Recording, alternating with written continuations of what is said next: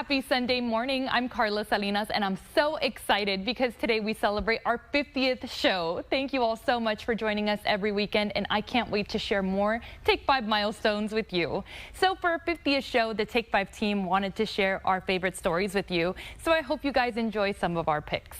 Starting off with yours truly, my favorite story I had the privilege on working on was my Cappadona Ranch story here in Lynn, Texas, where I met with Victoria Cappadona. It's my favorite because Victoria took these mesquite trees that people, don't really like and really made something beautiful out of it. I never would have thought just how many amazing things someone could really make from mesquite, but Victoria really didn't let anyone stop her. Victoria Cappadona, keep doing what you're doing. Every time I see a mesquite tree, I'll think of you. So without any further ado, here's the Cappadona Ranch. You've probably seen plenty of mesquite trees in Texas. Actually, out of all the mesquite trees in the nation, Texas has 76% of them. However, mesquite doesn't always have the best rep, and farmers even call it the devil trees. But to Native Indians who once roamed Texas, it was called the Tree of Life. This is the Cappadona Ranch in Lynn, Texas, where they're turning these mesquite trees into jelly, coffee, tea, flour, soap, and even lotion. And it all started with Victoria Cappadona in the summer of 2012. We were going through a heavy drought. The land, it was barren and dry, and my father-in-law, Fred, had come over, and I had said, God, Fred, everything's so dead. But the only thing green is a mesquite tree, and he's got these beans, and they look like Christmas trees in July, Can anyone do anything with the beans? Victoria didn't know then the level of success she was about to tap into, because the answer to her question is yes.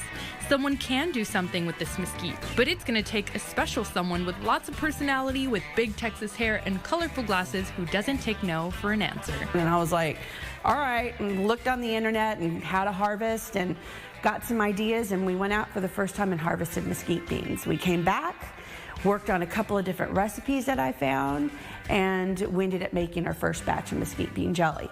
That's right, it all started with the jelly, or how she calls it, Texas Gold. It's rich in flavor and it's sweet but not overbearing. You can choose the original, or if you're feeling brave, the chile piquin version. The success of the jelly led Victoria to making even more products like the mesquite bean flour. And what we found out through the years is that mesquite flour, when we mill it into flour, it's considered a superfood. That's really something very interesting that I knew nothing about, and a lot of people don't know. All of the products that Victoria makes are made by milling mesquite beans into a fine powder in their barn.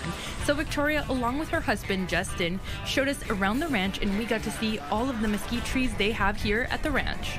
We arrived at the barn and saw it's truly a family effort to mill these beans.